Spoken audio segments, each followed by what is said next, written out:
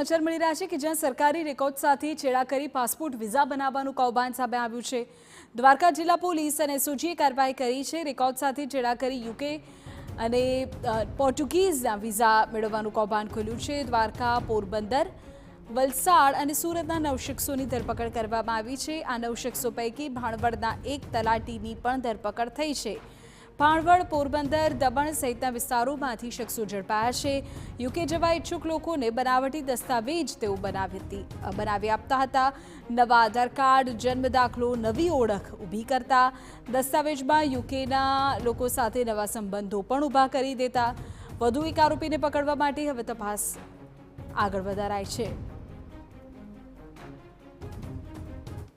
દમણ, દીવ, ગોવા અહીંયાના ઘણા લોકો અત્યારે યુકેમાં સેટલ થઈ ગયા છે અને એના પાસે પોર્ચુગીઝ જે નાગરિકતા અને પાસપોર્ટ છે।